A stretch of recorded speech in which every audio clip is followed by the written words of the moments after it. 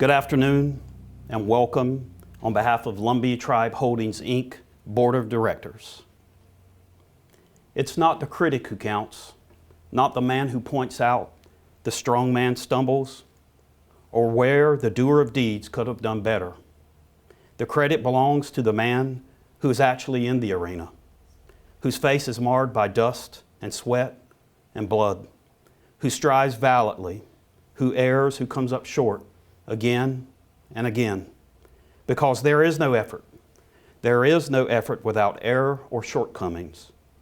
But who does actually strive to do the deeds, who knows great enthusiasms, the great endeavors, who spends himself in a worthy cause, who at best knows in the end the triumph of high achievement, and who at worst, if he fails, at least fails while daring greatly, so that his place shall never be with those among the cold and timid souls who neither know victory or defeat. Welcome to the annual Shareholders meeting of Lumbee Tribe Holdings, Inc. This virtual gathering today is occurring in accordance with Article 5 of the LTH bylaws. It's taking place via this live stream because of the inclement weather, which canceled our plans to deliver this in a live fashion in the historic Adolph Dial Amphitheater at the Lumbee Tribe Cultural Center. I want to recognize numerous individuals who are joining us virtually, to include Tribal Chairman Harvey Godwin, Tribal Speaker Mr. Ricky Burnett, and the entire Tribal Council. More importantly than anyone else that's going to hear these words today, I want to extend a warm, open-armed greeting to our tribal members watching this presentation via the live stream. Thank you for joining us today, or at some later point when you have an opportunity to review this video. I'm Joshua Malcolm, and on behalf of the Board of Directors of LTH, I will execute the shareholders meeting today. On June 3rd, over 1 month ago, during a meeting of the Lumbee Tribe Council of Economic Development, I announced orally to the Tribal Council on behalf of the Board of Directors of LTH that this meeting would occur today on June 4th, less than a day later, at 12:23 p.m. In accordance with Article 2 of the bylaws. Chairman Godwin, Speaker Burnett, and the entire council were notified by me in writing of this meeting. The notification included the date, the time, and a notional place where the meeting was to occur. A description of the sole shareholder was included, which is the Lumbee Tribe of North Carolina. A description of the number of shares, which are 100, issued to the single shareholder. After the initial oral and written notices, repeated announcements have been distributed via email to the chairman and to the council and to the tribal membership via the tribe's social media page, informing the tribal membership all information previously described, which is the customary means for communicating with tribal members. In the last 24 hours, due to the severe weather which made it impossible to deliver this at the Culture Center, additional notices were disseminated to inform our community of this live stream venue today. As the representative of the shareholders, the tribal chairman and the council were asked in writing to submit any questions they may have about LTH, and they did so. During my comments today, I will respond to all of those questions. With that, today's meeting will appropriately focus on FY 2020 operations and financials. In addition, I have been asked by the shareholders' representatives to take time to describe for the membership the creation, once again, of how this started some years ago. I will do so. On April 11th, 2011, the Tribal Council approved a tribal ordinance, 2011-0421-09, general ordinance governing the establishment of a tribally owned corporation for the partnership with Ron Oxendine, Ord Fink, and Jason Long. This ordinance was the formal decision by the tribe to pursue ADay certification from the Small Business Administration. In addition, this ordinance set forth the framework for which the tribe would follow in its collaboration with Oxendine, Fink, and Long. This ordinance did not set forth the ownership percentages of any company to be created. LTH was created under North Carolina corporate law in 2011, and for years, the board of directors only consisted of persons and individuals from the executive branch, which is our tribal chairman. Under prior tribal administrations, the board of directors was made up of the chairman, the tribal administrator, and the housing manager. Based on my review of corporate documents, which I have in my possession all that exist to the best of everyone's knowledge, and based on council records, in the summer and fall of 2019, Chairman Godwin coordinated with the Tribal Council to reconstitute the Board of Directors for LTH. As a result of that collaboration, a current 4-member board was created, which was incorporated into the bylaws previously described, and that 4-member board is made up of 2 members of the legislative branch, which is our Tribal Council, and 2 representatives from the executive branch, which is the tribal chairman. These individuals, to be clear, serve in an ex officio capacity, which means they only serve if they're filling the positions previously mentioned: the tribal chairman, the tribal administrator, the speaker, and the treasurer of the council. The board of directors exercise all LTH corporate powers, and they manage the business affairs of the corporation. As mentioned earlier, this event is taking place because of the LTH bylaws, which were modified recently by the LTH Board of Directors so that this shareholders meeting could occur today. The modification to the bylaws require that the shareholders meeting take place within a 14-day window prior to July 1st or after July 1st of each calendar year. The last meeting of the shareholders similar to this took place on October 6th, 2020, under the restrictions that were necessary because of the COVID-19 pandemic. So, as a basic premise for this conversation and discussion today, you should first understand LTH is a holding company, which is a separate and distinct for-profit enterprise of the Lumbee Tribe of North Carolina. LTH is 100% owned by the Lumbee Tribe of North Carolina. 100% owned and operated by the Lumbee Tribe. The 100 shares of LTH say Lumbee Tribe of North Carolina. That is the shareholder. It does not say individual tribal members.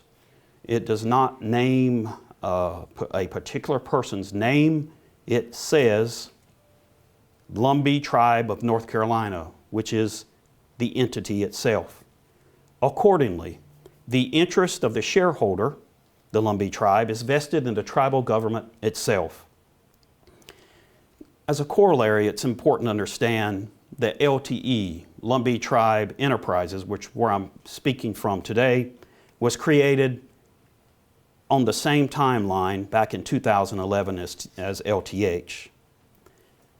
We need to discuss just a few legal fundamental principles before we move to other parts of this presentation.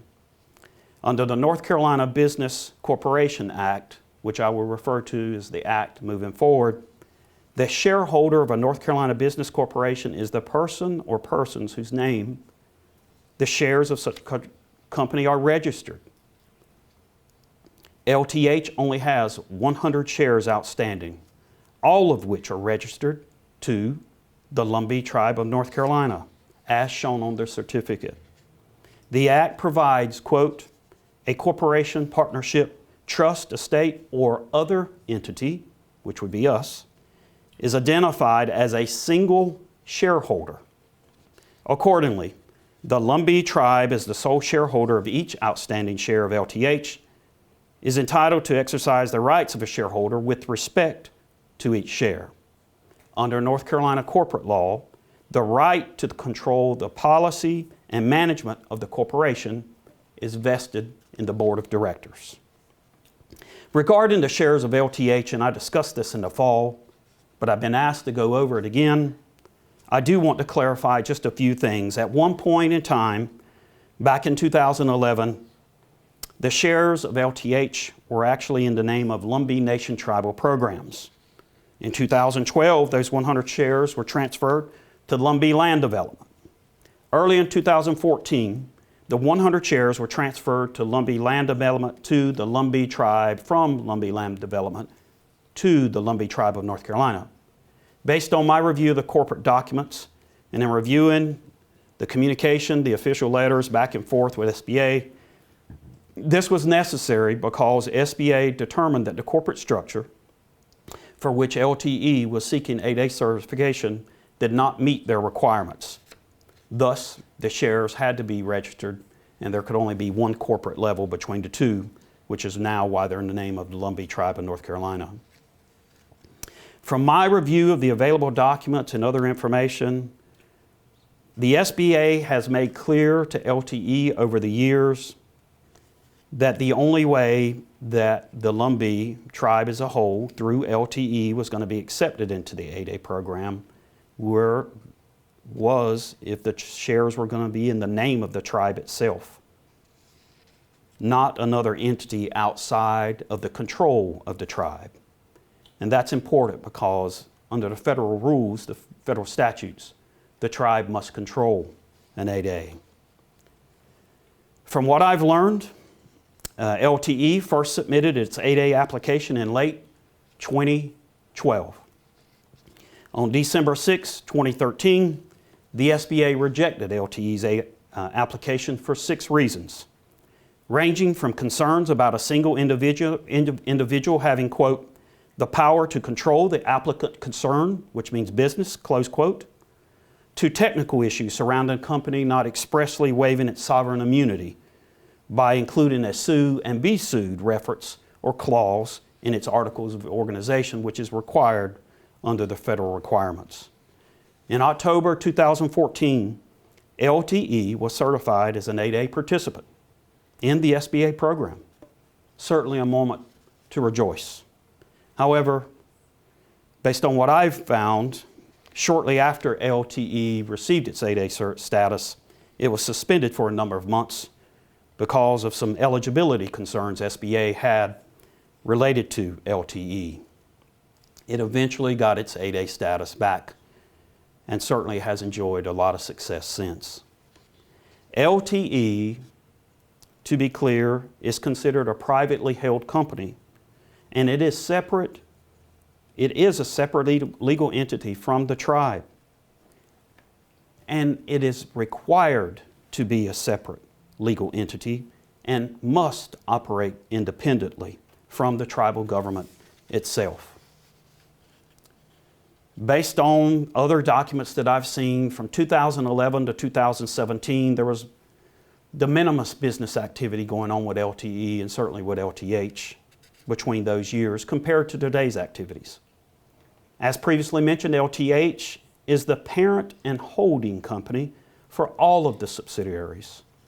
And up until May of 2020, those activities were solely being accomplished through Lumbee Tribe Enterprises, LTE, which LTH has a 60% ownership interest in. The remaining 40% of Lumbee Tribe Enterprises is owned by 3 minority members, as we refer to them. The 20% member owner is Mr. Ron Oxendine. A 10% owner is Mr. Ord Fink, and another 10% owner is a gentleman named Jason Long. These 4 members, according to the corporate tax documents, made the following contributions to the establishment of LTE. LTH contributed $60. Oxendine contributed $20. Fink contributed $10. And Long contributed $10. In exchange for these contributions, each received 60%, 20, 10, and 10 respectively. None of these members have made any subsequent contribution, and that's a term of art. Contribution can include cash or non-cash contributions. There have been no other contributions by any of the 4 members. Since its inception, LTE has had a board of directors, and this in accordance with this corporate governance model, which was set up and approved by SBA years ago, after they initially rejected the corporate structure that was sent. The structure that operates now consists of 6 voting members, and they act independently from the tribal council. And LTE, because it has a board, it acts somewhat independently from LTH as well, because it has a board to fill in for that governance model. One of the questions that we've had has to do with the makeup of the 6-member LTH board. The 6 members and how they're appointed is set forth in the operating agreement. 2 members are appointed by the tribal council. 2 members are appointed by the tribal chairman, which may or may not include the tribal chairman. The final 2 members are appointed by the board of directors themselves. So you have 2 coming from the council, you have 2 coming from the administration or the tribal chairman, and then the board itself chooses the other 2. The initial way that the board of directors was set up is those individuals would serve 15-year terms. I do believe, and I know from the reading of the corporate documents, there were some concerns here among the tribe and among the SBA about stability of the corporate body, of the corporate entity itself. There is no federal requirement that board of directors must be appointed to 15-year terms. The LTH board for the enterprise itself and the LTE board oversee the long-term goals and strategies of those respective entities. There is a different interplay between the LTH board and the LTE board, but that ownership interest makes it clear that LTH works collaboratively with the LTE board. Among other things that I found that the SBA had concerns about some years ago was voting, who had the voting rights. And initially when it was set up, there was, and the operating agreement still does reference 7 board members, one of whom is a non-voting member. Based on my review of the records and other information, the SBA wanted to ensure that when LTE was set up, that it was not subject to negative control of the 3 minority members, which is a requirement under the federal law. As I mentioned earlier, ADays, tribal ADays, must ultimately be controlled by the tribe itself. Since its inception, over the years, whether it's a discussion about where the corporate headquarters is going to be for LTE or whether it's going to be other business type decisions, it's clear that SBA has strongly suggested that the LTE board, the LTE should be in the tribal territory of the Lumbee tribe, as opposed to being at an out-of-state location, for example, in Stafford, Virginia. To be clear, it's my belief that the SBA found that and would find that unacceptable. Related to that, the way this has been set up, the board of directors must control this ADay. Right now, we only have one ADay, LTE. The board of directors are the manager, is the manager for Lumbee Tribe Enterprises. The board has that responsibility, and they carry that out by selecting and hiring a president. They set strategic objectives and delegate certain things to the president for him or her to carry out. Up until mid-2020, there were 4 officers of LTE that were listed on the North Carolina Secretary of State's webpage under our Articles of Organization. Those 4 positions were filled by the 3 minority members. These 3 individuals filled the officer positions of secretary, assistant secretary, and treasurer of the company. The only position that wasn't filled by one of them was the president. In 2020, the Lumbee Tribe Enterprises Board of Directors made a decision that none of the minority members or owners would serve as officers of the company or be involved in the day-to-day management of this company. In May of 2020, Lumbee Tribe Holdings created 2 new companies, Lumbee IT Solutions LLC, which we refer to as LITS, and Lumbee 56 Construction LLC, which we refer to as L56. They are 100% owned by Lumbee Tribe Holdings, which is 100% owned by the Lumbee Tribe of North Carolina. Since its creation last spring, LITS has began to execute contracts with federal agency partners. Currently, LITS is actively performing on 2 contracts as a subcontractor to LTE. LITS has a handful of employees working on contracts primarily outside of North Carolina, where they are all outside of North Carolina. LITS does not have a board of directors like LTE. LITS has an ADay application that is pending before SBA. We do not expect to be delayed in receiving the LITS ADay certification like LTE was. So, in short fashion, what is an ADay all about? We discussed this in the fall. I was asked to review it again, and I will.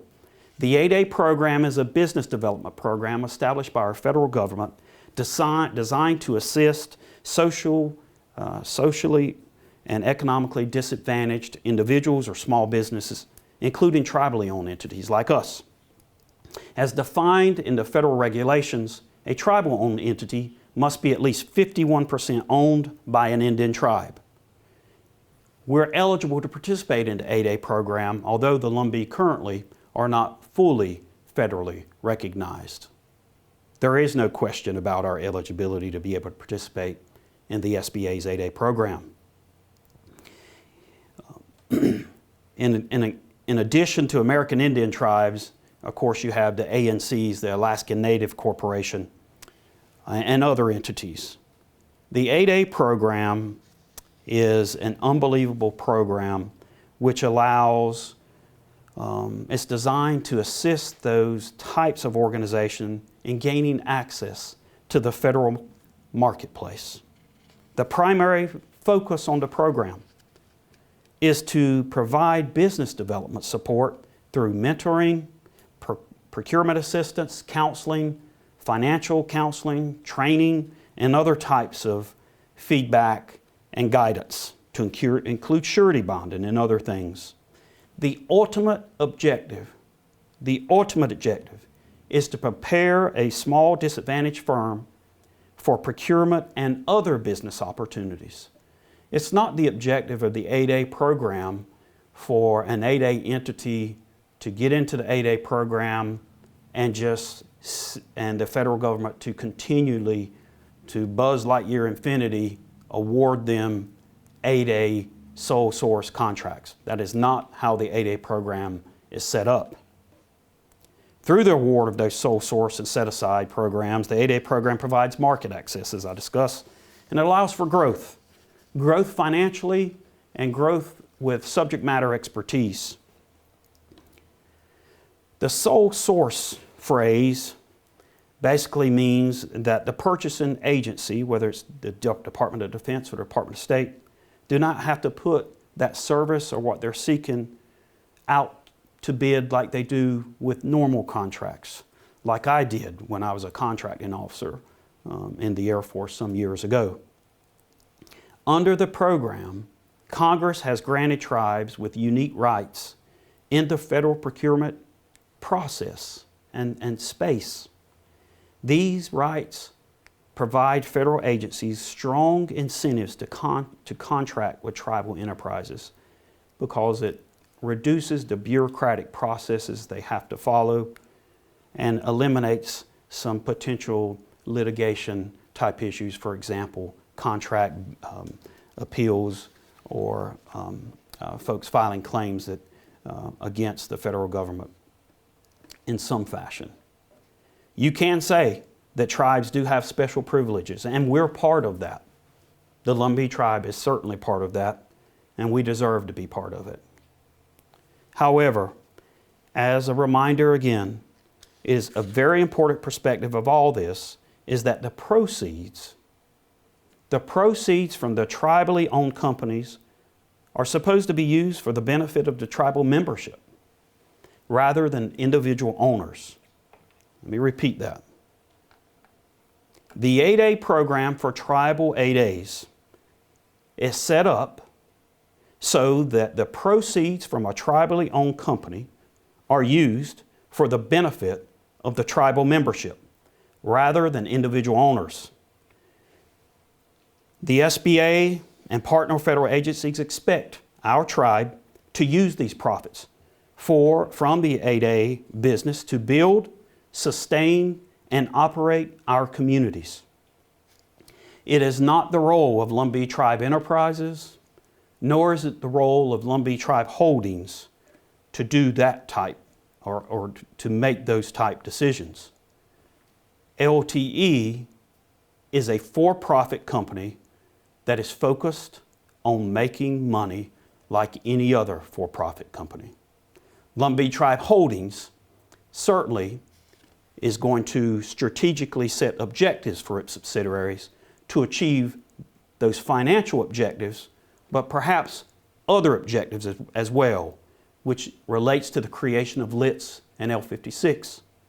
With the creation of both of those, the Lumbee Tribe Holdings Board of Directors made the decision that it's just not about making as much profit as you can. Just as important, it's about putting tribal members to work. It's about putting tribal members to work. It's great that LTE sends financial monies forward to LTH to be passed along to the tribal council. But the LTH Board of Directors made a decision last year that it had other goals too that were important, which is why they decided to create the construction company.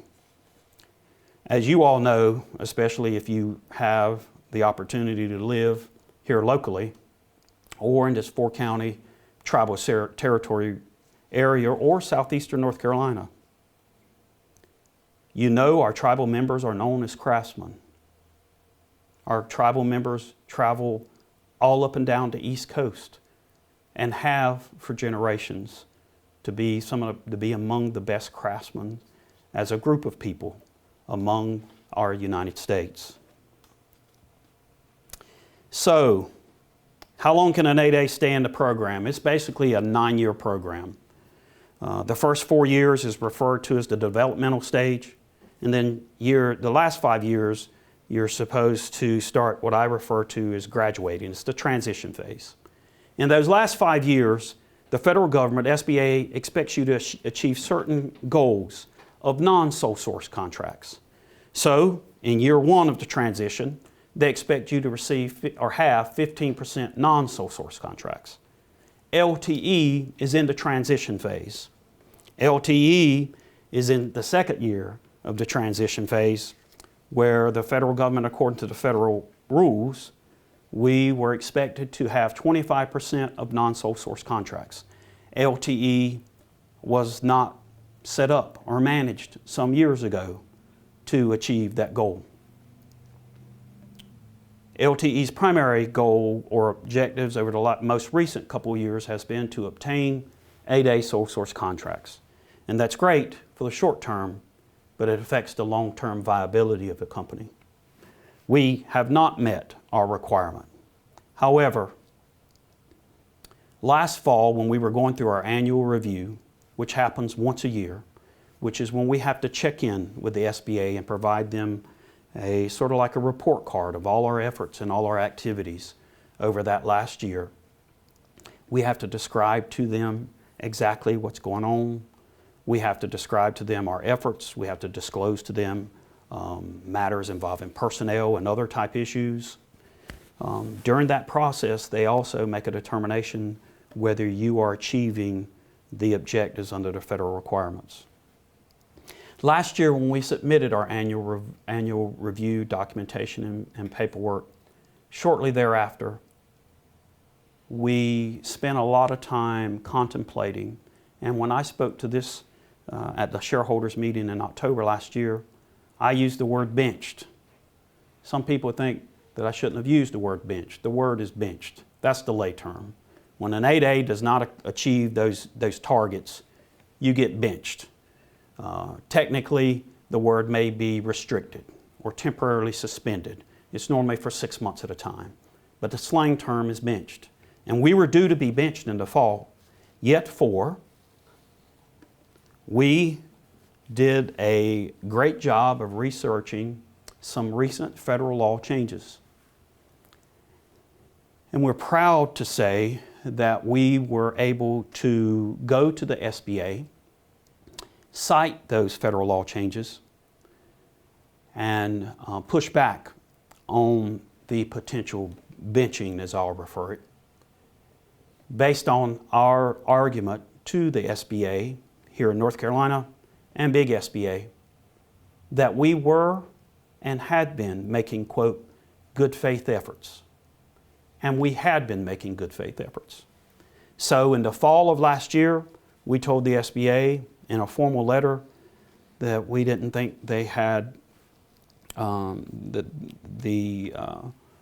statutory scheme had not been met for the SBA director in North Carolina to actually restrict us. And they did not.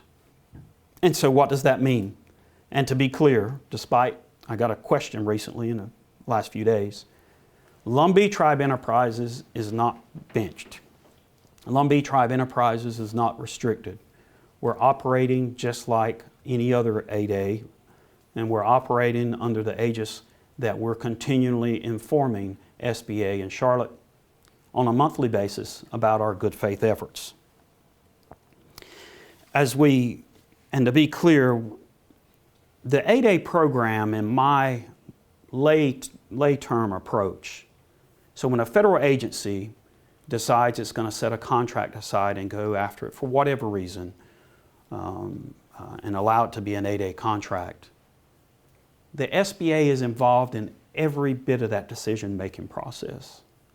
Lumbee Tribe Enterprises just doesn't sit here in Pembroke and directly engage a DOD federal military branch, the Marine Corps, the Air Force, and have independent conversations with them and never involve SBA.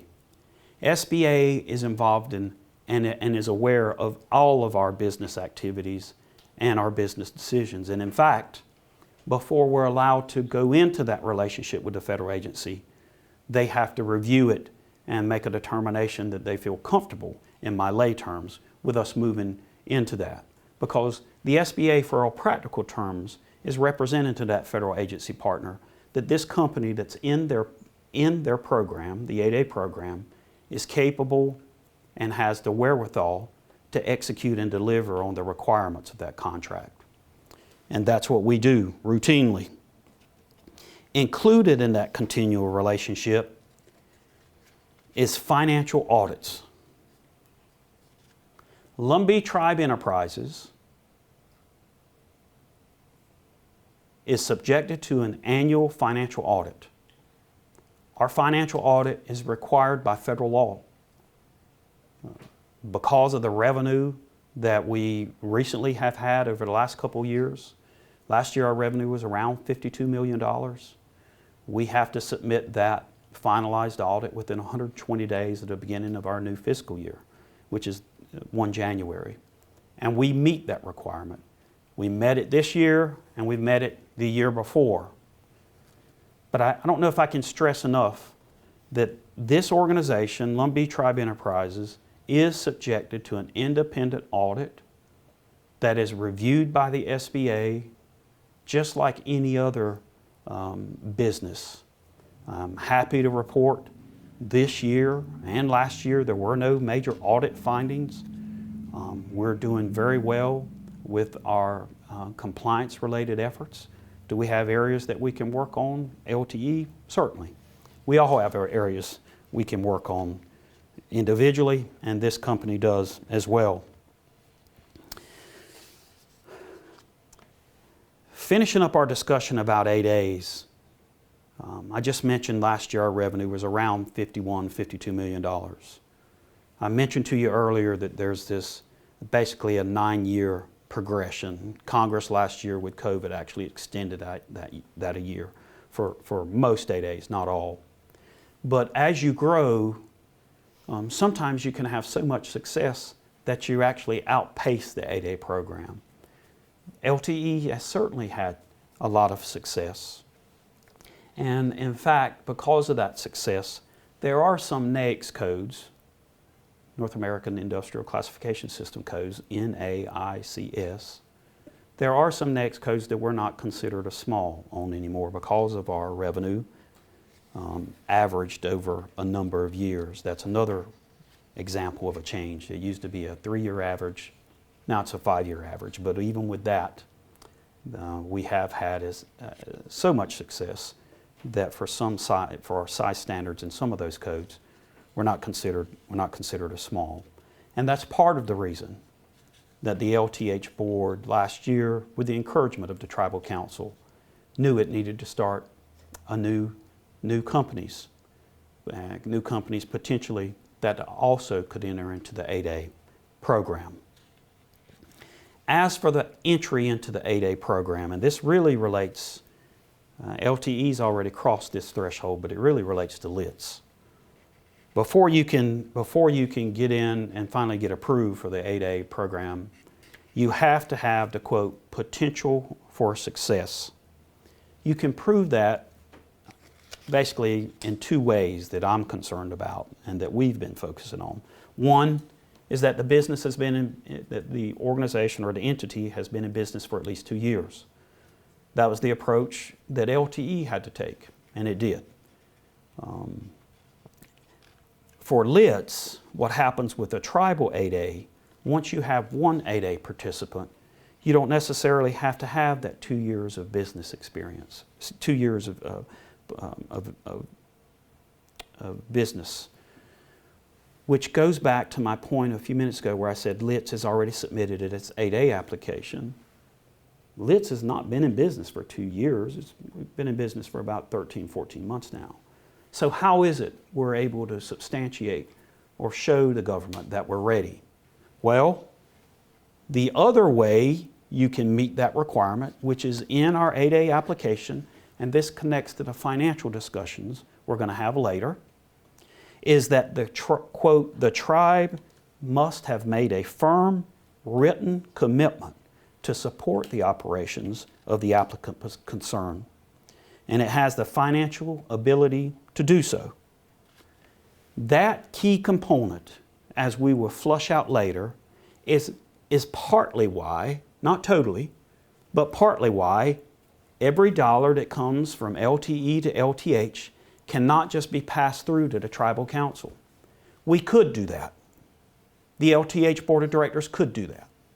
But if they do that, then we should go to, I would have to go to the SBA because I signed on behalf of LTH, verifying that we met those requirements, and we would have to withdraw our ADay application because we represented to them that we were going to set necessary funds, LTH was going to set the necessary funds aside to ensure that if LTH, or when LTH, it's not if, when LTH gets into the ADay program, that it'll have the financial backing to make it successful, which connects to this later discussion we're going to have about a loan, series of loans that were made to LTE by the minority member, Mr. Ron Oxendine.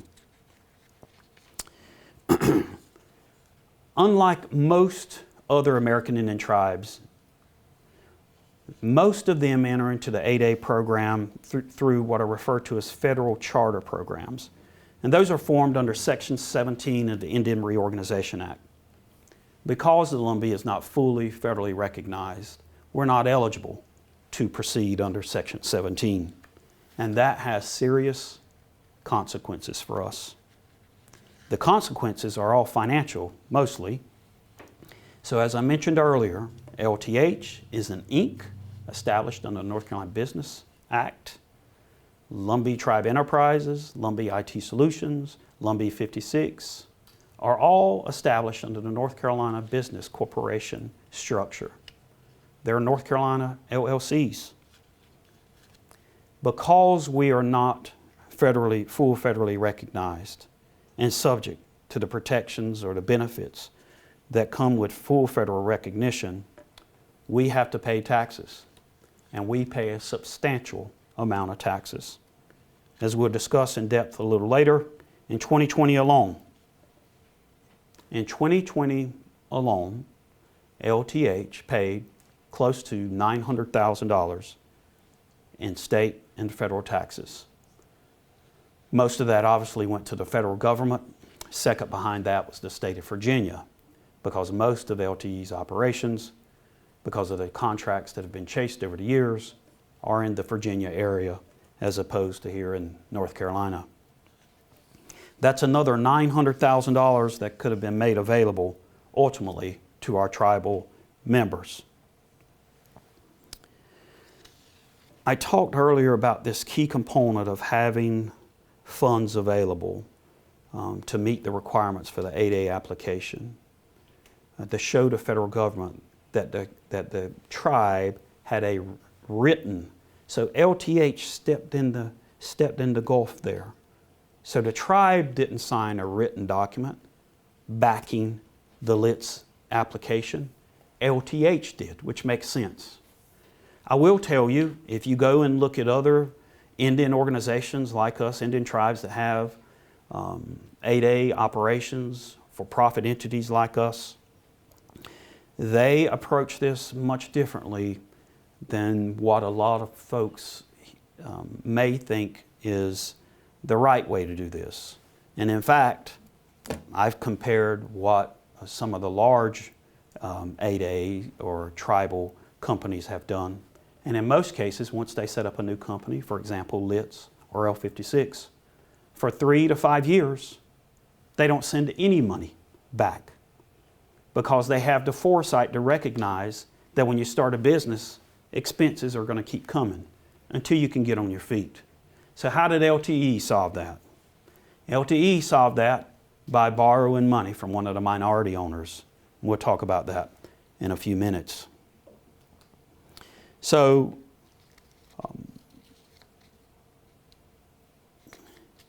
the LTH Board has taken the necessary steps to meet the request from the Tribal Council under CLLR 2020-0416-01, which was when the Tribal Council encouraged LTH to establish new business entities, and that's the reason LTH and L56 were created. To meet that requirement, the LTH Board passed a resolution that said of all cash available to it. Now today we're going to talk about cash. Last year and during these quarterly presentations that I make on behalf of the LTH Board to the Tribal Council, Economic Development Committee, sometimes folks, especially if they're new or just first hearing these conversations, they don't fully comprehend that we're talking about cash. It's the old saying, cash is king, cash is king.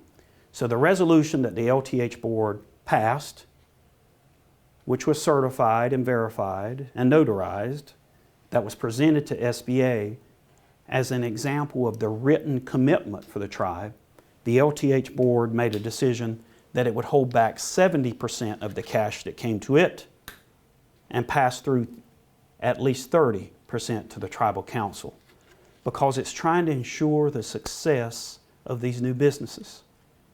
Without cash or borrowing, they can't get started. That borrowing aspect, we'll talk a few minutes about that a little later, about some progress we've made in that area as well. Now, at this time, I'm going to bring up a financial document, and we're going to talk about fiscal year 2020. This is Lumbee Tribe Holdings balance sheet.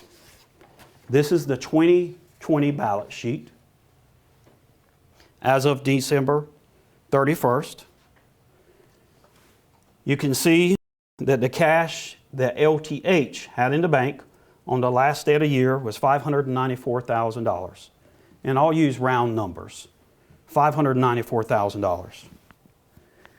You'll see that LTH's investment in its 3 separate companies in the middle of the screen, Lumbee Tribe Enterprises, Lumbee 56 Construction, and Lumbee IT Solution, you can see that it totals approximately $5.2 million.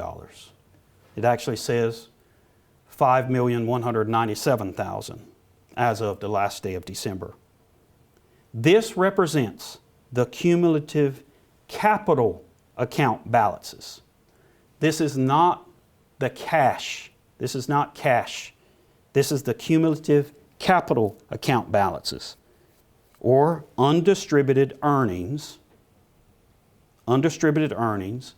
in LTE, LITs, and L56. Now you can see on there, if you look at LITs in particular, you see 31,869.02. That's both L56 and LIT started with a base of 28,300. And that came because the tribal council, as part of its funds that it received last year, wanted to provide the seed money. So the reason that number is 31,000 is because LIT started actually billing and doing work in the last month of the fiscal year last year. So the business actually started going just a little bit. We're going much stronger now, halfway into 2021. Moving on down, which is not on the screen, you should know LTE is net income allocated to LTH from LTE and LITs totaled almost $4.2 million for 2020. You can see that on the top of the screen. LTE distributed almost $2 million in 2020. LTH, of that $2 million, received $1.2 million. Why is that? It received $1.2 million because LTH only owns 60% of LTE. So when you hear that LTE has won a contract for $1 million, or you hear that LTE's revenue for a year is $50 million, you should know right off the bat that 40% of that will never make its way to LTH, which means it will never make its way to the tribal council, which means it will never make its way to the tribal members. The other key important information is that of the approximately $1.2 million that LTH received from LTE, about $750,000 of that, right here, $750,000 of that was distributed to the Lumbee tribe. $750,000 was sent to the Lumbee tribe during calendar year 2020. Now I want to hit the pause button here because this is going to get a little confusing for some folks. So the tribe follows the federal fiscal year. The federal fiscal year is from 1 October through the last day of September. That's how they report all of their business operations. LTH and all of its subsidiaries' fiscal year is the calendar year. So the numbers that I mentioned today or numbers you hear in the future, sometimes they won't all match up because these different entities are using as required. The tribe is required to use the federal fiscal year because they're mostly in receipt of federal funds. But I think it's important to understand that. So of the $750 that was distributed to the tribe during calendar year 2020, the remainder was primarily used to pay taxes. And you can see that on that screen. Federal and state taxes. Federal and state income taxes for 2020 are over $900,000. Part of those taxes were paid with cash distributions made in the first quarter of 2021.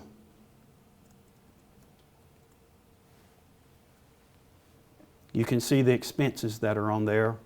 You can see the taxes that I have been speaking of.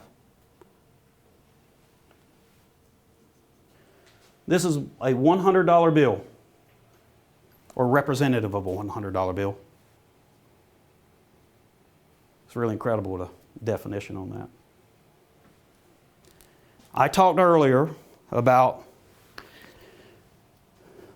LTE is only 60% owned by LTH. So what does that mean for practicality? That means if you, out of every $100, right off the bat, 20% goes away.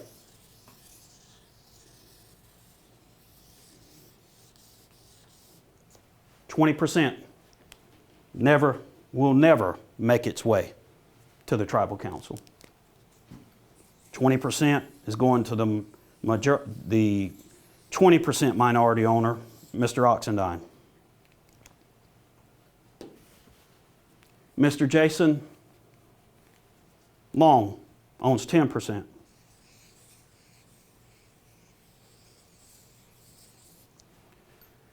Total of 30% so far that's been blacked out will never make it to the LTH, will never make it to the tribal council, will never make it to the tribal members. Skip Fink owns 10%.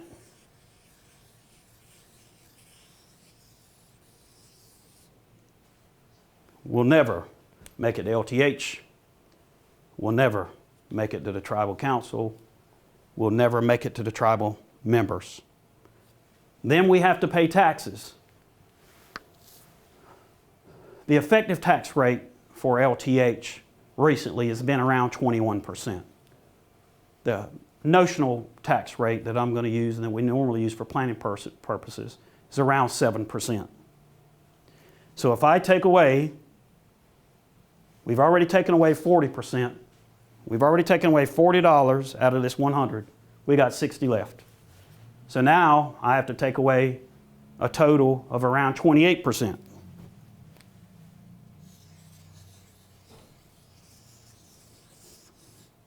So if you can't fully see that, this $100 bill has already been reduced in half. Half the $100 bill that was made is gone. Will never make it to the tribal LTH, will never make it to the tribal council, will never make it to the tribal members.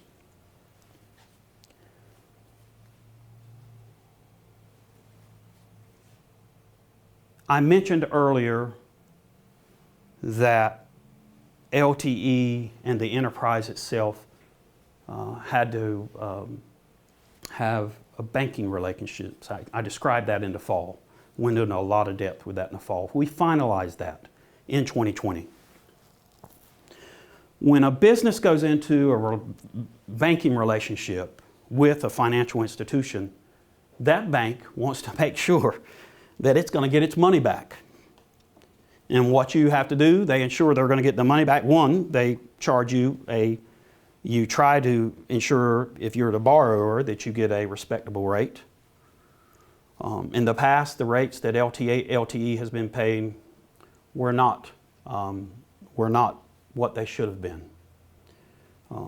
We all know, and we recognized here at LTE, that there were some business decisions that were made in the past related to getting a new company started. At the beginning of business relationships between a financial institution and a business, it is certainly reasonable to pay a higher rate. But once a company establishes its wherewithal, like LTE did last year, 2 consecutive years of close to $50 million in revenue, we went to that financial institution and we said, we're not paying 10% anymore, we need you to do better. We're not going to continue to be held hostage by you requiring other individuals to sign as guarantors. One of the minority members. We said we're not going to do that. We told the financial institution we're going to stand on our own 2 feet, and we expect you to come to the table ready to do that. And if you can't, we'll go find somebody that wants to do business with us with clean hands. And we did. Under the leadership of the individual senior management here at Lumbee Tribe Enterprises, they went out and I'll use the word shopped it. They shopped a relationship, a banking relationship. And at the end result of that relationship, which was signed, sealed, and delivered on the last day of 2020, we entered into a relationship with a financial institution which gave us access to all the cash that we may need, loans, in case we're awarded contracts that require immediate cash infusion. Now let me make clear, as I did in the fall, and I'll make it clear again now, Lumbee Tribe Enterprises is debt-free. All the debts that were owed by Lumbee Tribe Enterprises were paid off last year, to include debts, loans that were due to a bank at high interest rates, and monies that were due to Mr. Ron Oxendine from money that he had loaned Lumbee Tribe Enterprises. And I want to make sure we're clear. And in both of those situations, we were paying interest. We paid interest to the bank. We paid interest last year to Mr. Oxendine. That was not money that was just thrown on the table and said, you can use it as long as you want to. We paid interest on that, as we should. On the last day of December last year, we signed an agreement with the bank that gave us access for millions of dollars in case the Department of State or the Department of Defense or one of our federal agency partners contacts us and says, we need you to go do XYZ in this location overseas or perhaps here in the States, which is called the CONUS. We've not had to access that so far. Fortunately, LTE has done a very good job. But related to that, and because we entered into that banking relationship, guess what else happens to this $100? So we've already taken away over 50% of this $100 bill. It's gone. Well, the other thing that you have to have is operational funds.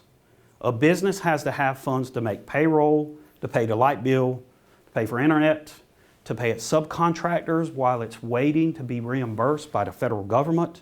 You have to have operational funds. And in addition, banks will always, and I've negotiated quite a few deals with banks, when you're talking about these large amounts of money, millions of dollars of money, they put what is referred to as covenants.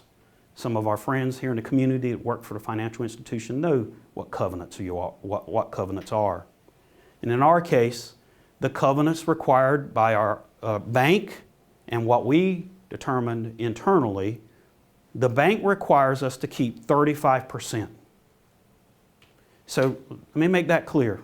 So although this money may be at LTE, the bank says, we expect you and we are requiring you to keep 35% of it with you. Now, anybody that tells you that if I was at LTE, I could get you $1 million like that, doesn't understand all of this.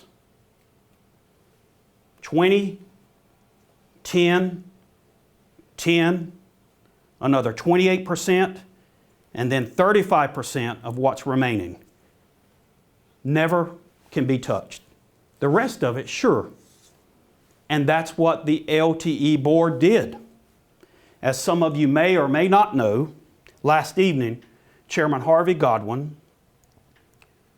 presented his budget to the Tribal Council.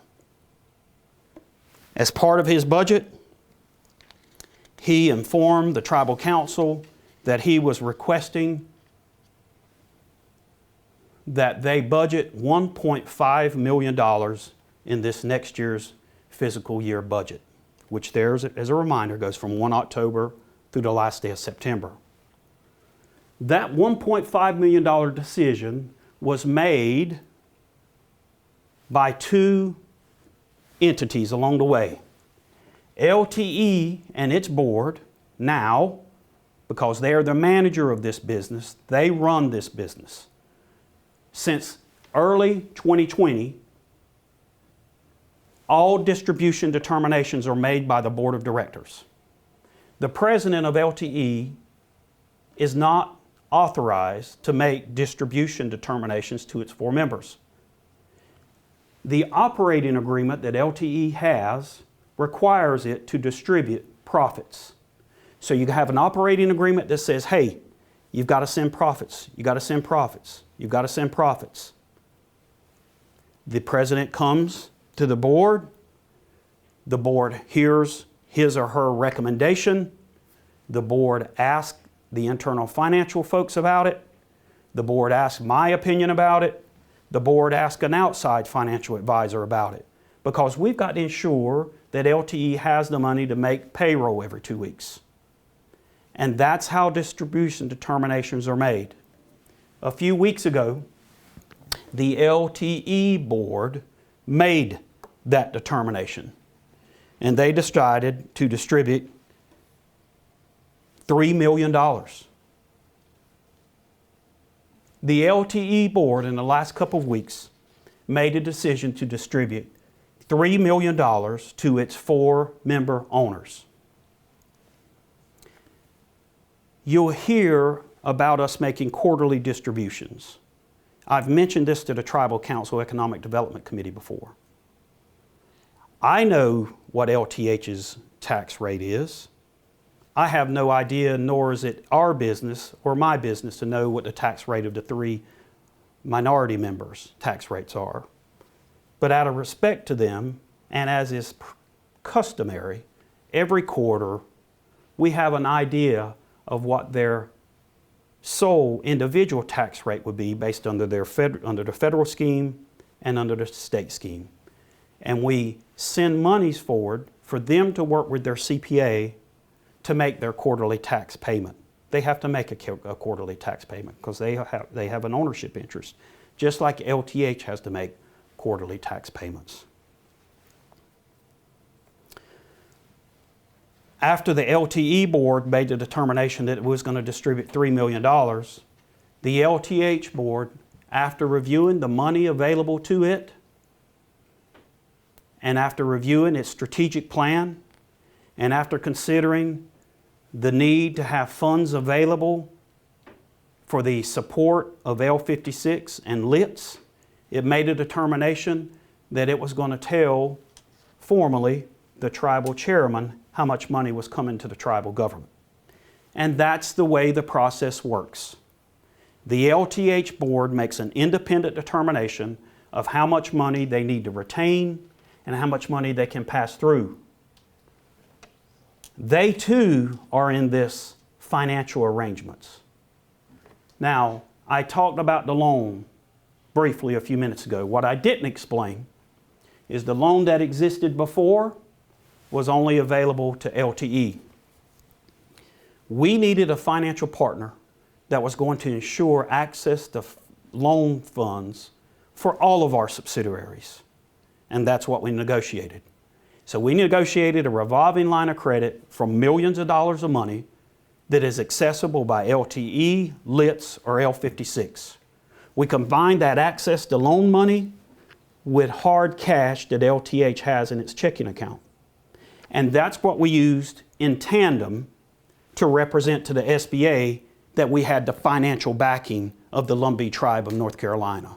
Without them both, we think it may have been difficult based on our research, my research, and consultation with others to substantiate.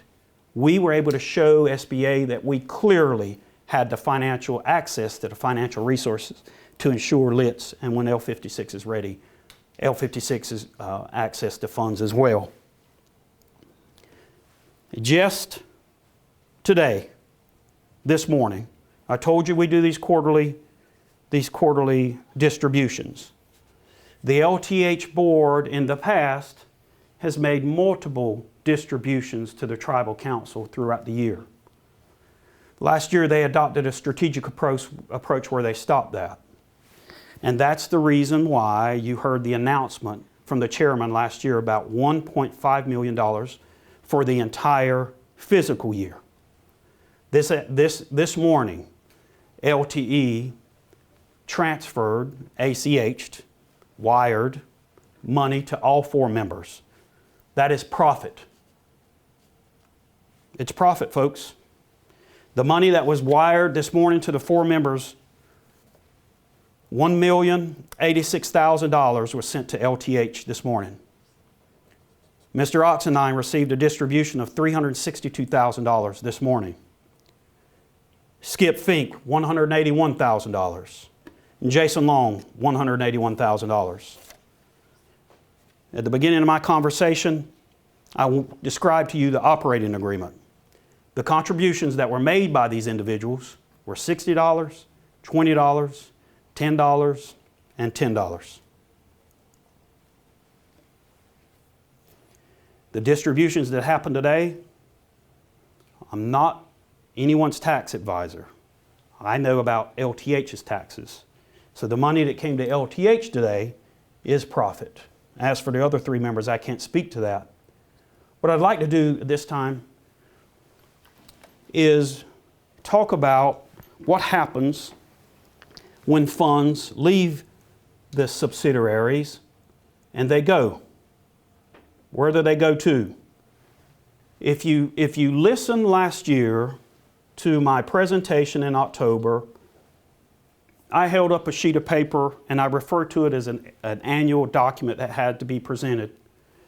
And I said something akin to, this is waiting for my review and signature. During our annual review process, LTE's annual review process, it must disclose to the SBA how the funds were used. This, what I'm showing on the screen now, is how funds that were spent by the tribe itself were used from 1 October 19 through September 30th, 2020. So for their federal fiscal year, from October 19 through the last day of September 2020, we have to inquire, LTE has to make an inquiry with the tribe and ask how those funds were used. And then we have to certify that. Last year, when we made the request, I was the person that certified this based on, this is the most up-to-date information. These are the categories that we understand. And the review, again, it is not LTE's role, nor is it LTH's role to decide how funds are used once those are distributed to the Tribal Council. The Tribal Council's role in this entire enterprise is to make the decision how those funds will be used to achieve those things that I mentioned earlier. And the review again, the funds are supposed to be used for the, quote, betterment of education, healthcare, public works, and other community sustaining activities. And this is the list that we had to submit to SBA.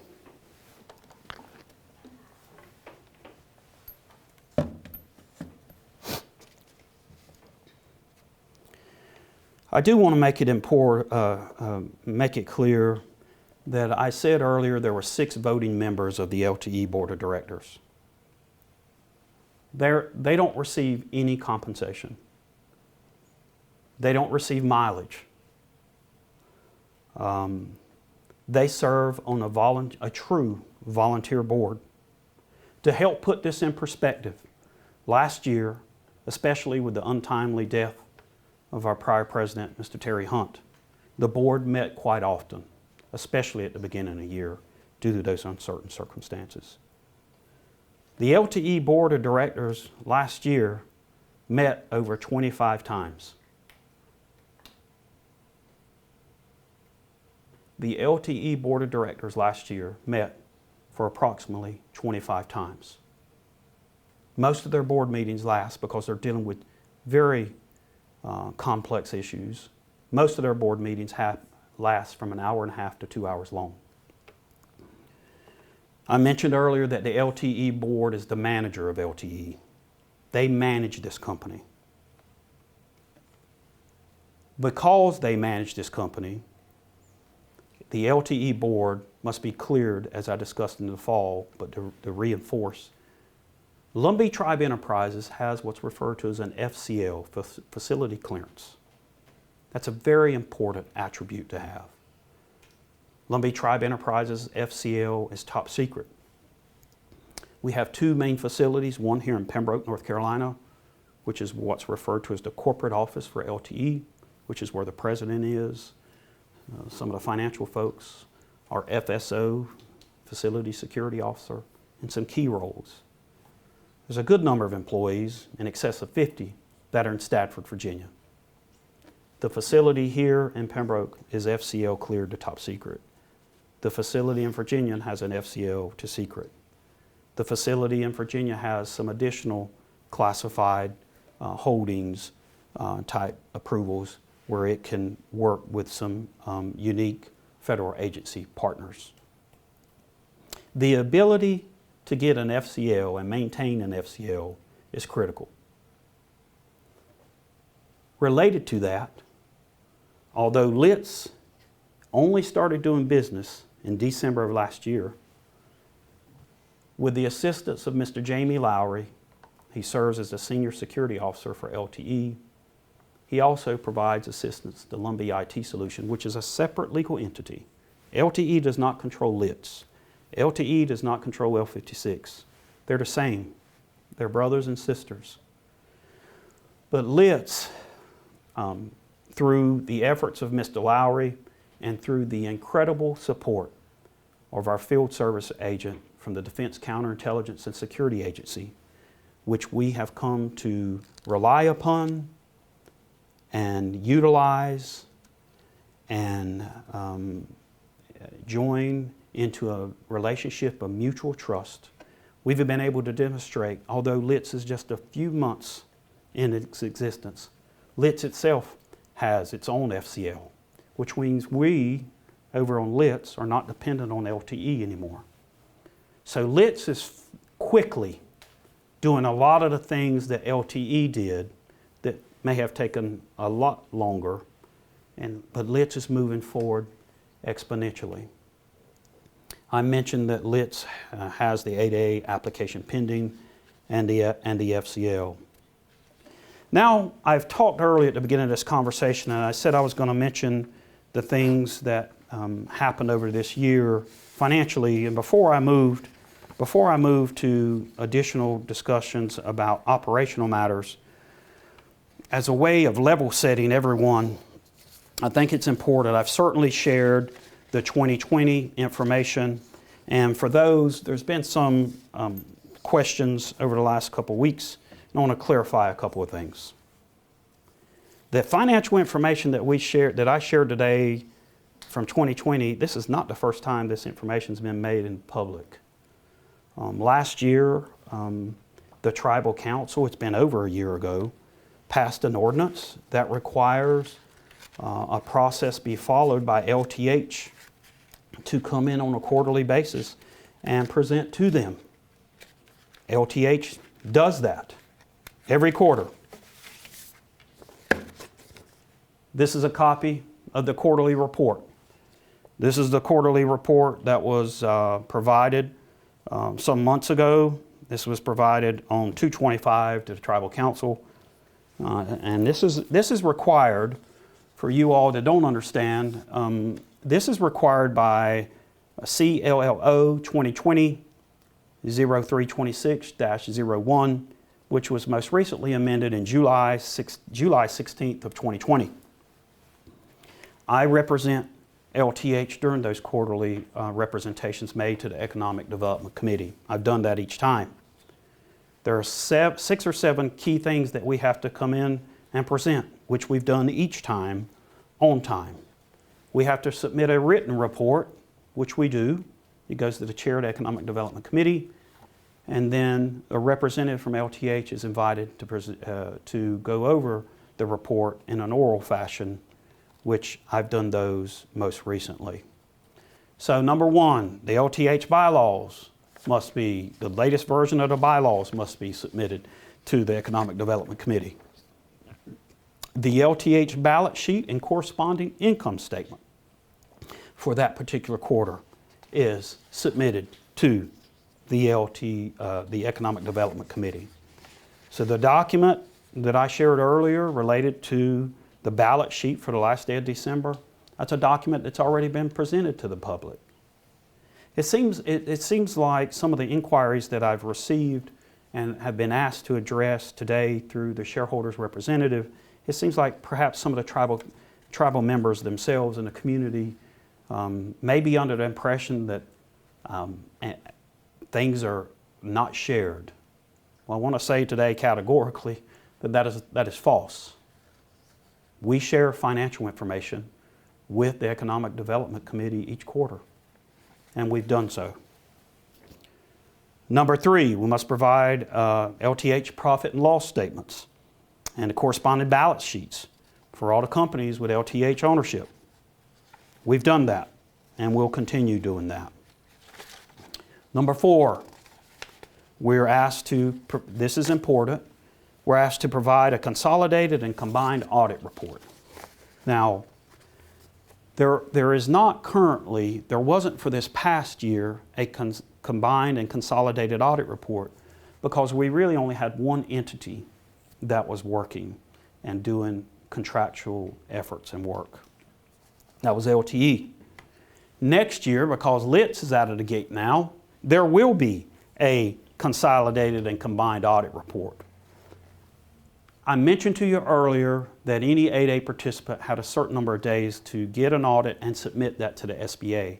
Because of that, we know that that combined LTH consolidated combined audit report, which is going to be made up of the audit reports of its subsidiaries, will not be ready until later May, 1st of June, because the ADay participants, as an individual participant, has 120 days to submit their audit report to SBA.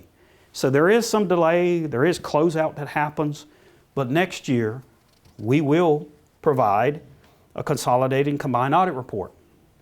I will tell you that I've recommended to the LTH Board of Directors, and they have agreed to do so in the future, that when that report is prepared, it will actually become part of a larger annual report that you may be used to getting if you own individual stock, like in a large national corporation or perhaps small corporation, that will be made available on the LTH website. We are not there yet because we have had no requirement to have a consolidated and combined audit report because we've only had one entity that's had an audit. We provide, number 5, LTH board meeting minutes. So during that quarter of submission, anytime the LTH board meets, those board meeting minutes are provided to the Economic Development Committee. And those have been provided in the past. Finally, or second from last, we have to provide a variance report. A variance report really means budget to actual. Because LTH really hasn't been operating on an operational level, it's de minimis. There's not a LTH office with people running around in it. There has been no variance report just yet. And then finally, this is another question that I've saw repeatedly. When is LTE or LTH going to tell us about these contracts? Who are they doing business with? We've never kept, to the extent that we can disclose, information related to who we're executing contracts with for our federal agency partners. And in fact, what we do is we provide a document that shows by contract type how much money was made in 19, where we are so far, or excuse me, how much money was made on that contract where we are now in 20, and how much we made so far in 2021.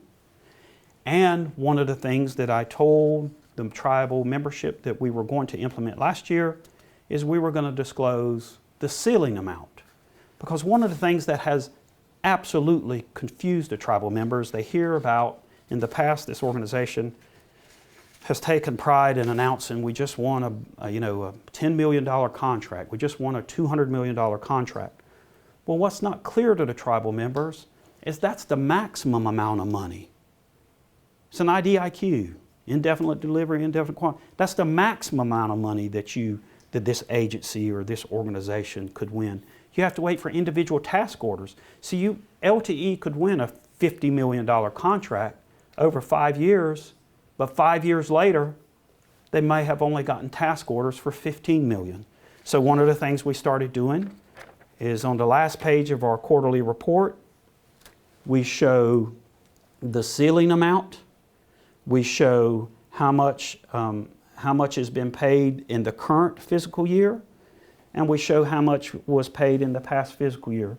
And this is just another example of us trying to keep the tribal, the shareholders' representatives informed on a quarterly basis in accordance with the ordinance they passed.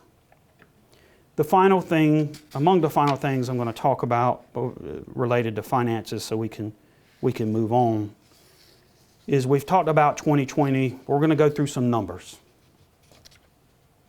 By member.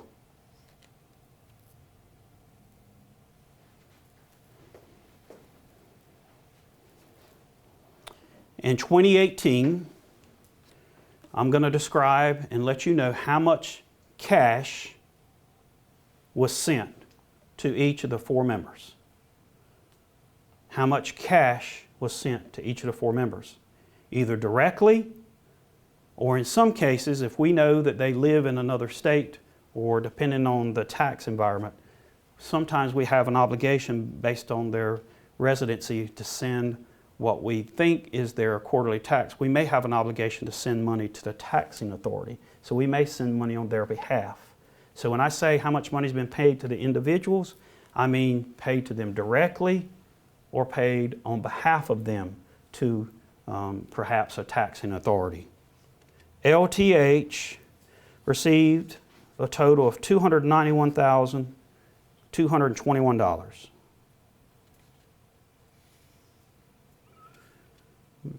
Mr. Oxendine received a total of $264,376. Mr. Fink received a total of $48,051, as did Mr. Long. Now, as for Mr. Oxendine, as part of that number that I reported, he received what's referred to as a Tier 1 distribution. I discussed at the beginning that none of the 4 members had made a capital contribution. A capital contribution is just not cash. A capital contribution could be non-cash. It could be you saying, I'm going to work 10 hours a week. I'm going to do X, Y, Z. None of the 4 members contributed anything beyond that respective 60, 20, 10, 10.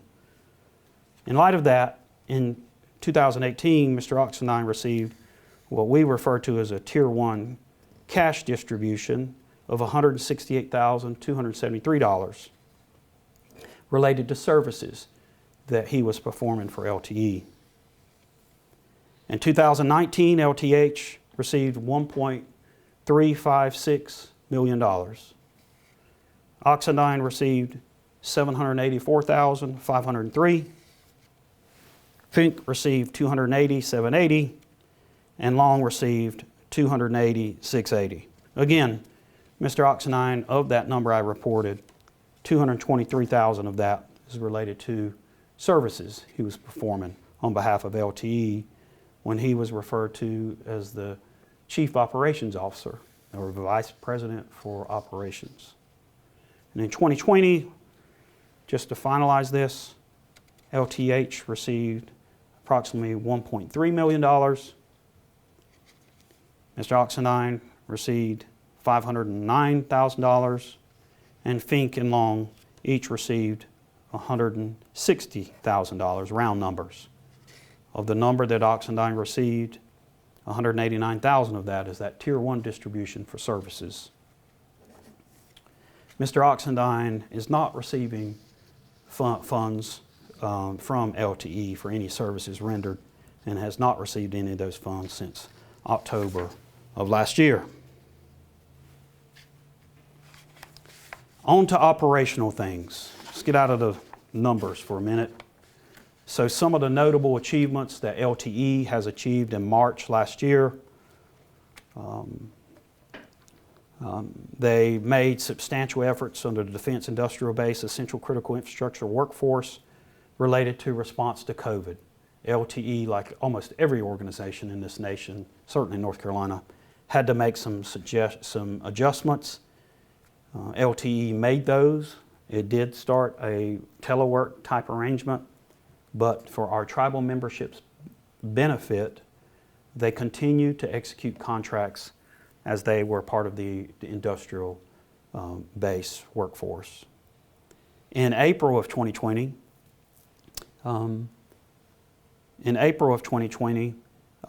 LTE did participate in the PPP program, Paycheck Protection Program, forgiveness payment.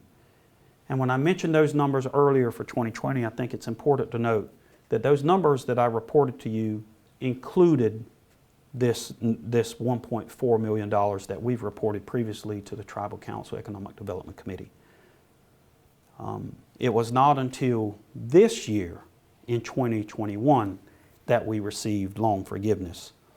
So those numbers that I presented earlier will actually be reduced by $1.4 million because those were still on, technically they were still on the books as of December.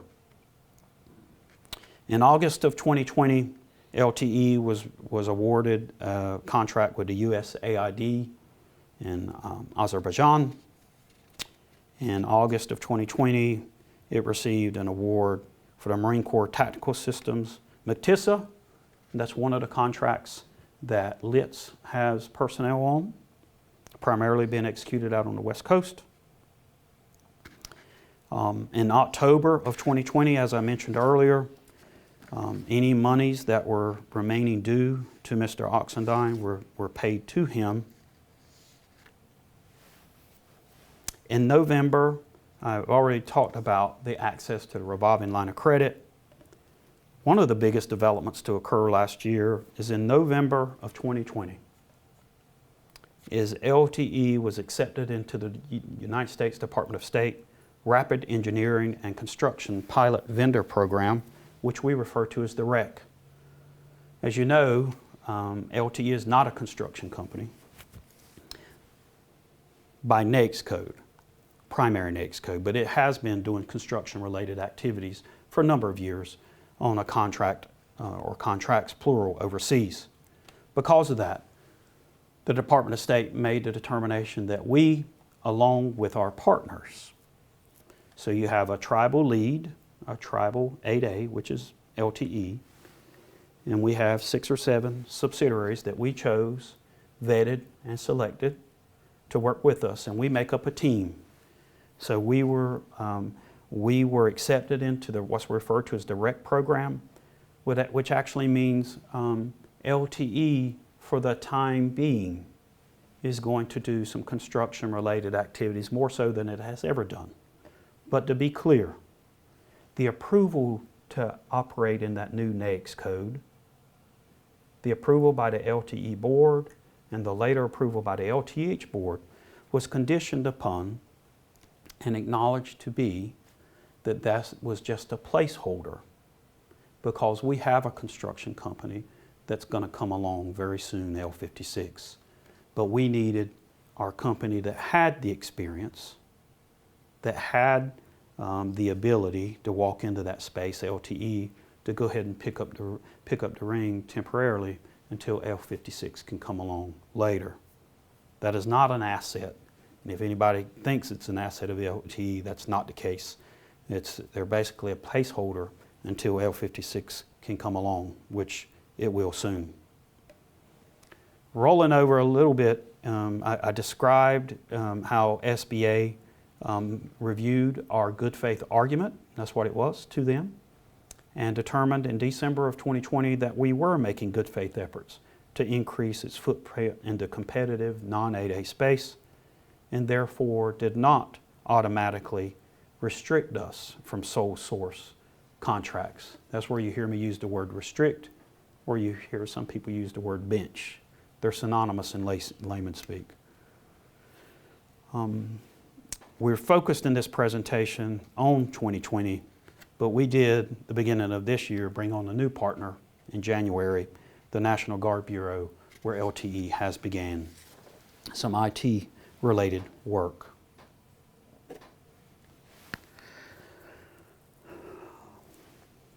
I just want to talk quite candidly, which I always do. LTE and LTH are not a business of one. They've never been a business of one. Today, plus or minus 2 or 3, Dr. Frida Porters, the president of LTE, has about 130 employees under her direction as the president of Lumbee Tribe Enterprises.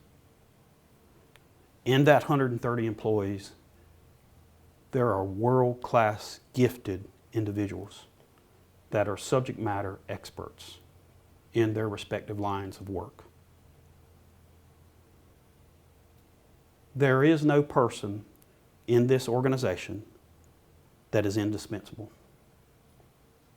LTE exists because the Lumbee Tribe of North Carolina is eligible to participate in the ADay program. It's not in the ADay program because of any one individual or group of individuals. If the tribe was not here, LTE would not exist. If somebody came up with the idea of starting LTE without the tribe and wanted to open it, and I have a corporate office along Candy Park Lane in Pembroke, North Carolina, that's not possible. We exist because the tribe is eligible. The photos that I have up on here are examples, 2 examples, and there could be dozens more, of some of the individuals that make LTE and have made LTE successful. The individual on the right in the orange shirt is Mr. Chris Thompson. He's the current program manager for what we refer to as JIFCO, Joint Intermediate Force Capability Office, and the ground-based GBAD, Ground-Based Area Defense Engineering and Logistics contract. GBAD is an example of a contract we have which is not sole source, it's competitive. That's a competitive contract. Chris, after being honorably discharged in the United States Marine Corps, where he served as an air control and electronic operator, Chris graduated from Old Dominion University, where he earned a Bachelor's of Science in Electrical Engineering and Technology. Chris entered into the defense contracting community back in 2003, and he has supported the Marine Corps Air Command and Control and Sensors interoperability and test. Chris joined LTE in the spring of 2018 and began supporting the Joint Non-Lethal Weapons Directorate, focusing on technology and innovations that bring non-lethal solutions and innovations that bring non-lethal solutions to the Marine Corps, one of our biggest federal agency partners. and other military services and federal agencies. Chris recently transitioned to the full-time program manager for the GBAD program, E&L, and he's focused his effort on developing, testing, and fielding counter-unmanned aerial systems. Chris lives up in Fredericksburg, Virginia with his wife, where they enjoy, from what I understand, visits with their daughter, who's enrolled at Christopher Newport University. Chris Thompson is an example of the stellar employees under our charge, under our collective charge. Chris Thompson is an example of why we have been successful. The other individual, as us Locust folks say, he lives out at Chapel. This is Jamie Lowry. He's the current Director of Security and Facilities for LTE. Jamie is a veteran, having served for over 28 years in the United States Army. He's from right here in our community. He's a Legion of Merit recipient with assignments including the 82nd Airborne Division, the 101st Airborne Division, and the North Carolina National Guard. Jamie is a graduate of the United States Army Sergeant's Major Academy and earned his Bachelor's in Arts in Organizational Management from Ashford and obtained his Master's, his MBA, from Liberty University. Jamie joined LTE in May of 2020, and he has been instrumental. He has been instrumental in addressing issues related to security at LTE. He's been instrumental in providing and being the catalyst for LITS being able to get its FCL in record time. He has revamped LTE's security program to conform with ever-changing DISCA, Defense Counterintelligence and Security Agency guidelines. Jamie is a proud member of the Lumbee Tribe of North Carolina and lives here in Pembroke with his wife, Dr. LaRonda Lowry, and their 2 children. Those 2 individuals are examples of what we have going on here related to our personnel. If you could. I also want to talk to you about some strategic approaches that we've decided that we're going to take as an organization. When I refer to as an organization, I mean organization as in Lumbee Tribe Holdings and and all of the subsidiaries that come along with that. We have always, certainly recently, had the foresight to know that we have to figure out how to get local individuals with a focus on members of the Lumbee Tribe involved in what we're doing here. There are some folks that believe that you folks will never be able to work for any of the subsidiaries if they haven't served in the United States military. That's not factual and it's not true. We have all types of positions between our 2 current offices, and we will certainly have positions in the future as we build out LITS and L56. Related to that, I'm happy to announce today that we have entered into a partnership with 2 of our local education institutions, the University of North Carolina at Pembroke and Robinson Community College, where we will start internship opportunities this fall. We plan for those to be paid internships. We're going to start it with a couple of interns to make sure we get off to a great start and we're successful. Those individuals are from the University of North Carolina at Pembroke are going to be either in cyber and IT or business related areas. And they could be paid or could be related to course credit. From Robinson Community College, the individual selected or the intern that we bring in will be in the cyber and IT world. As it relates to our relationship with these entities, we have been an active participant of the Robinson Cyber Connection Grant, and we supported Robinson Community College on their grant application, along with a lot of other local companies that committed to participate in the grant program, which was recently won and should absolutely be celebrated in our community by RCC's leadership. The distinction perhaps between us and other local organizations is that we're not going to use the grant funds if those interns come to work for us. We're going to use our funds to employ them, so RCC can apply those grant funds perhaps to other local businesses that need that type of support. We have the financial wherewithal to invest in our youth. And locally, and recently, our leadership here at LTE, the leadership at the board at LTE, and the board of directors have made that clear to the folks in management that they expect them to do more than just talk about it. They expect them to do something about it. And that's what's going to happen. Those internship opportunities will run from 8 to 12 weeks, and they'll be under the direction, obviously, of the subject matter experts here at LTE.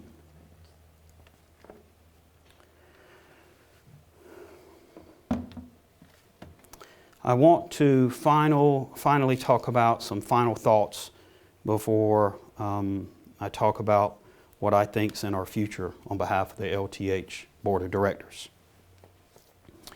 I've mentioned earlier in this conversation that the LTE Board of Directors and that there's an LTE Board of Directors and there's an LTH Board of Directors. The individuals that are Board of Directors on each of those respective entities are, for LTH, Harvey Godwin Jr., Ricky Burnett, Speaker Ricky Burnett, Miss Pam Hunt from the Tribal Council, and Tammy Maynor, who is the administrator. At LTE, which has its own board, and as I mentioned earlier, operates somewhat independent because it has an oversight board, is Harvey Godwin Jr., Tammy Maynor, Gary Strickland Jr., Jared Lowry, Mr. Leon Jacobs, and as a point of privilege, if you did not see the presentation or have not seen the video of the presentation that was made to Mr. Jacobs last evening for his lifetime, what seems like a lifetime of support to the tribe, please go and watch the tribal address. But Mr. Leon Jacobs serves on this board, LTE board, as well as the most recent appointee is Mr. Stephen Con Hunt. So between the two, there are 10 board members. Recently, in the last 2 months, each of those board members, as part of its annual review process related to its governance document, has made some modifications to its operating agreement and to its bylaws. LTE has an operating agreement. LTH has bylaws. As a result of those changes to the operating agreement, the following is effective related to service on any director, any board. Section 3 of Article 3, which relates to the election of the term of directors for the LTH Board of Directors, states that the following person shall serve: the chairperson of the Lumbee Tribe of North Carolina, the tribal administrator, the speaker for the tribal council, and the treasurer for the Lumbee Tribal Council. However, notwithstanding the above list, any person elected or appointed to any of those 4 positions, any person elected or appointed to one of the foregoing positions with the Lumbee Tribe of North Carolina that holds an ownership interest or works for or advises any company or organization that competes against any subsidiary of the corporation, or if he or she is appointed by a person that holds an ownership interest or works for or advises any company or organization that competes against any subsidiary of the corporation, shall not serve as a director. If any of those 4 persons, the chairperson, the tribal administrator, the speaker, or the treasurer, have an ownership interest, a business ownership interest in any subsidiary today or in the future of any subsidiary owned by LTH, or if they work for a company that directly competes with LTH or any of its subsidiaries, or if they're appointed by an individual, and that would only apply to the tribal administrator, by an individual that owns or competes with any subsidiary, they shall not be seated on the LTH Board of Directors. Instead, the other director shall appoint a person or persons to serve in lieu of the person who would have served as a director, if not for the aforementioned. That same or similar language is now in the operating agreement for Lumbee Tribe Enterprises.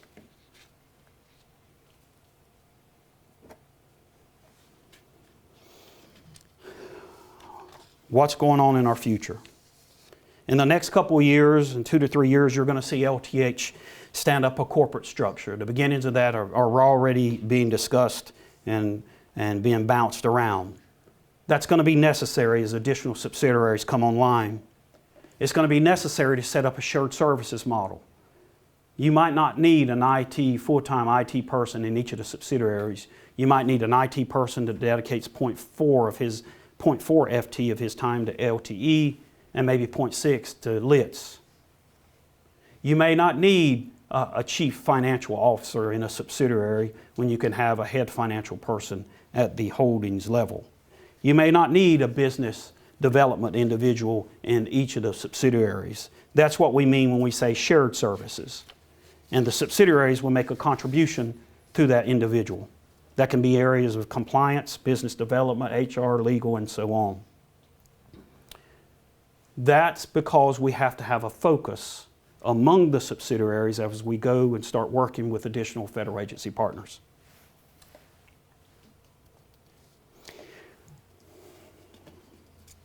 At the beginning of my comments, I quoted a small portion from a speech of President Theodore Roosevelt, delivered in Paris, France, on the 23rd of April, 1910.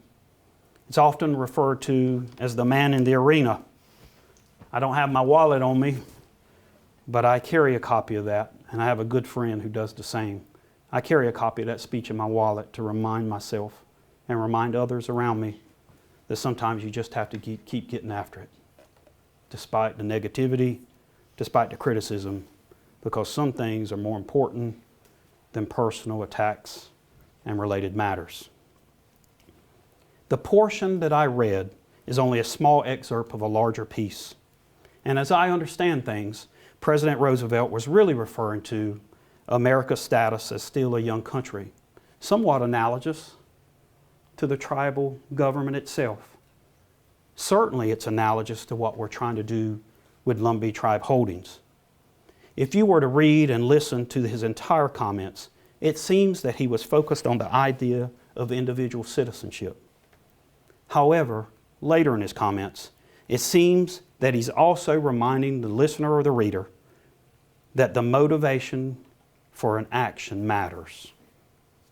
And he said, "Courage, intellect, all the masterful qualities serve but to make a man more evil if they are merely used for that man's own advancement. With brutal indifference to the rights of others. It speaks ill for the community if the community worships these qualities and treats their possessors as heroes, regardless of whether the qualities are used for right or wrong. Regardless of whether the qualities are used rightly or wrongly." I would suggest to everyone that Lumbee Tribe Holdings, Inc. and what we're trying to work toward together in the collective is reminiscent of stepping into the arena as we seek to secure new and better pathways, not for ourselves, not for ourselves.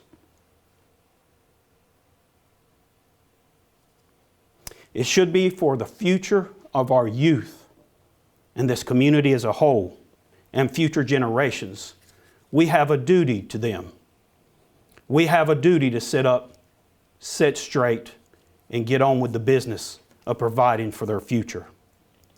I truly believe the boards at LTE and LTH are doing their level best to support the development of a sustainable business enterprise that may allow our tribe and individual tribe members to better control our own destiny. To better control our own destiny through business activities instead of having to rely on others, instead of having to rely on grants from the government. On behalf of the LTH Board of Directors, thank you for listening in today. We are hopeful this information shared was informative and worth your time. Godspeed.